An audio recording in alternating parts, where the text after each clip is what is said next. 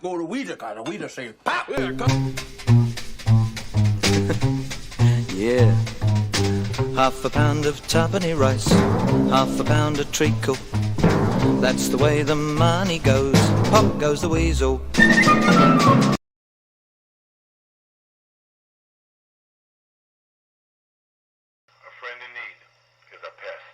You're going to be a successful WWF villain hated by millions. Orndorff and Hogan and I were working on a little program. And business was on fire. And I remember one night, we were at Nassau, Long Island, and it was sold out. Over 20,000 people. Around $400,000 house, I would guess, something like that. And it was Hogan against Orndorff. And they put us on third. And a lot of promoters always put the main event on last.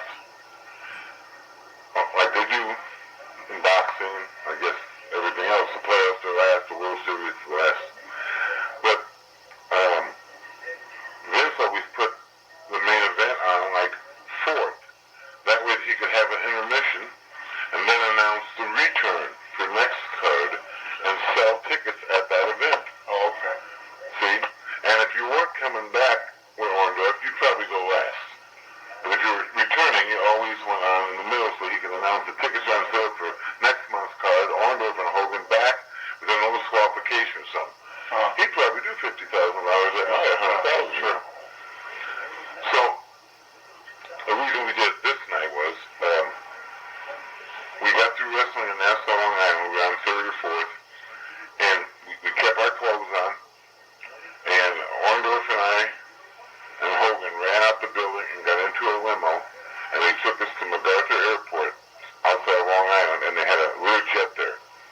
And the three of us got on the rear jet, Hogan in yellow, Orndorff in red, and I had one of my sequin suits on.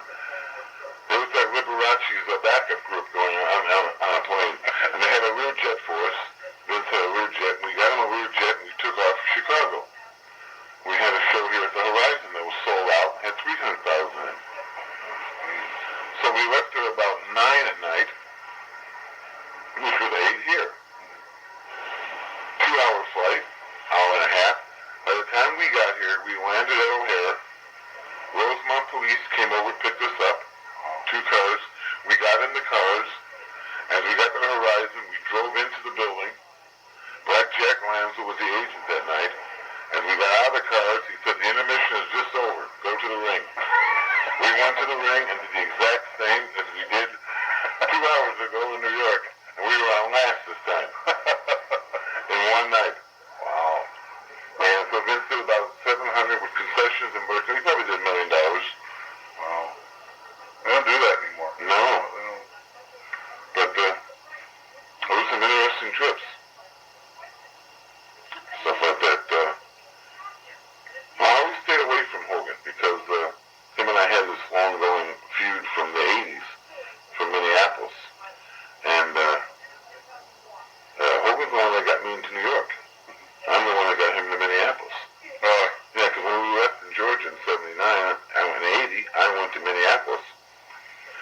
And he was just coming in as you were leaving, or he had been there? In Atlanta? Yeah. He was there as Sterling Golden. Yeah. And he'd been there a couple months, 4 or 5 months. And I left to go back to Minneapolis. And I told Ron about this guy. I said, the guy is huge. I said, and he's got a hell of a body, and people just look at him in awe. He's a little green, but he'll get better. Because I could tell, he didn't care about wrestling. He cared about entertaining and making money. When he went to New York from Atlanta, and Vince Sr. always gave guys Irish names. Think about it. Yeah. Bugsy McGraw. Blackjack Mulligan. Yeah. And his name was Wyndham. Bugsy McGraw's name is Mike Davis.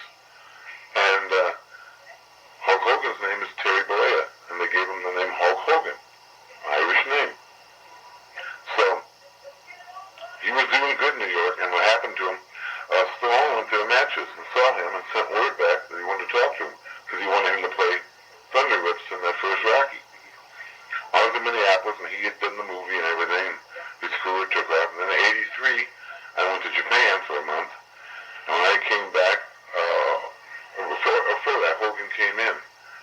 And I guess Vern had talked to Vince. And, you know, you had a year there in New York. When your time was up, you still left. So he came into Minneapolis, and he was on fire. And they tried to make him a heel, but they even gave him a manager, not a really good one, Johnny Valiant.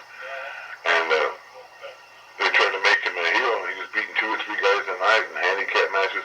People loved him. Loved him. Yeah. And him and the Crusher were the biggest things that ever hit the AWA. Was there any thought of putting him with you? If they wanted to make him a heel? That was never suggested, and I never thought of it. Because I had Nick, and I had Saito, and I had Patera, and I had, well, that was it. I guess he could have. Yeah, I don't know why he didn't. How did the AWA change? I mean, after he showed up, like before and after, was there? Oh, before we started selling out every place. You know, we were doing great business too, but it was just phenomenal with this guy. And I mean, St. Paul, we were doing 150, 200 grand. You know, brought Hogan in with Nick there. They had to rent the building next door and close there. They had over $300,000. I mean, and it was just phenomenal. I've never seen a character or a wrestler like that. Andre was a phenomenon, but you know, I wasn't with him every day when he was starting out as a babyface, so I was in a territory with him. But I was with Hogan in Atlanta. In Atlanta, it didn't matter what you did. Atlanta was never run right, so it didn't matter what you did there. It was run good years ago, and Ray Gonko was the promoter because he was a wrestler. So all it boils down to if it's your money. Exactly. You'll make better decisions if it's your money than you will if it isn't. Exactly. And that's what happens. I told Vern, I said, you beat Nick one more time, you get to keep him.